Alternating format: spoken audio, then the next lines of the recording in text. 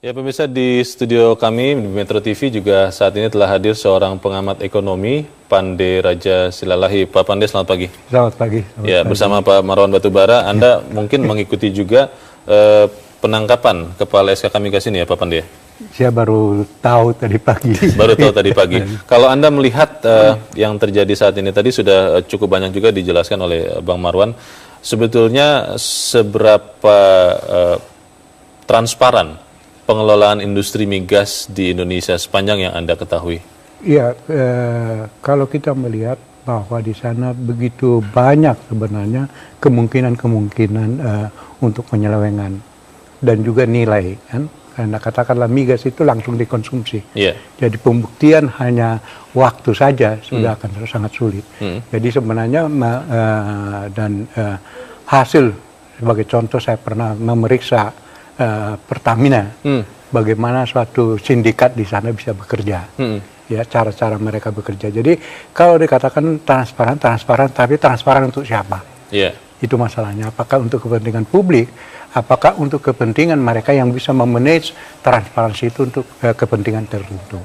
Kalau kita melihat tadi Bang Marwan juga sudah sampaikan Pak Pande bahwa SKK Migas ini sendiri adalah sebetulnya lembaga yang dibentuk karena menggantikan fungsi BP Migas yang sudah bubar, tetapi sebetulnya secara konstitusional pun secara aturan perundang-undangan tidak legal juga menurut Bang Marwan. Kalau Anda melihat seperti apa sebetulnya Pak Pande? Iya, sebenarnya kalau dikatakan legal atau tidak legal itu bisa dipermasalahkan. Tetapi yang paling penting sebenarnya apakah dia dapat menjalankan fungsinya dengan baik. Ya. Kalau sekarang itu di SKK Migas sudah terjadi kebobrokan seperti ini, maka kepercayaan masyarakat itu kepada pengelola negara ini akan semakin menurun. Dan itu yang paling berbahaya sekarang itu. Pejabat itu tidak dipercaya seperti halnya sekarang dengan harga kenaikan melonjak-melonjaknya harga pangan itu. Jadi ini yang sangat berbahaya buat kita, ya, menimbulkan ketidakpastian yang begitu besar. Ya, bicara soal ekonomi dan bicara soal ketidakpastian, kita sama-sama mengetahui Pak Pande, Anda pasti lebih tahu bahwa Indonesia sebetulnya saat ini sudah memiliki peringkat hampir mendekati peringkat investasi, layak investasi atau investment grade. Tetapi melihat banyak hal dalam masalah perizinan, masalah birokrasi, kemudian juga transparansi, ini sering membuat banyak investor, khususnya investor asing, menahan diri untuk tidak masuk ke Indonesia.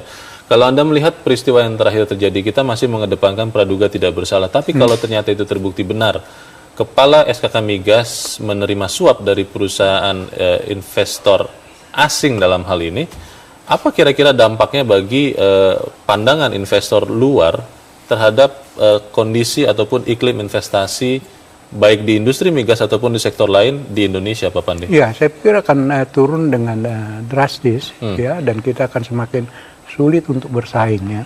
Ini yang menjadi persoalan sangat mendasar, ya. Kalau investor asing, apalagi sekarang saja kita sudah di ranking seratusan untuk korupsi, kan, dari 100 sekian negara.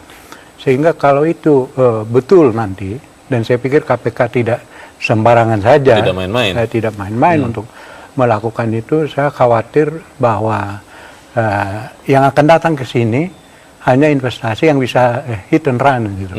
Atau para investor yang sudah biasa memikir risiko grey, ya, risiko jangka pendek. Investor jangka pendek. Okay. Itu yang paling berbahaya.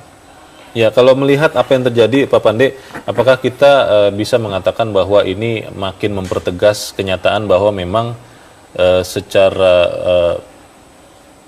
dilihat dari good corporate governance di Indonesia juga masih belum membaik juga, Pak Pande?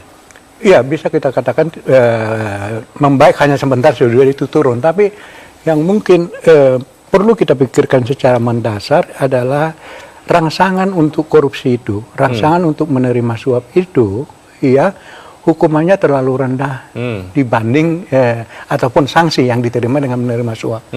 Katakanlah berapa sekarang yang diperkirakan? Sekian ratus ribu dolar, kan? Kalau dijalani sekian, dia tentu masih tetap kaya, kan? Nah, ini yang sebenarnya mungkin kita perlu memikir secara lebih mendasar. Masih kurang efek jera hukuman bagi para koruptor yang terbukti tidak sebanding korupsi antara yang dikorupsi, rangsangan untuk korupsi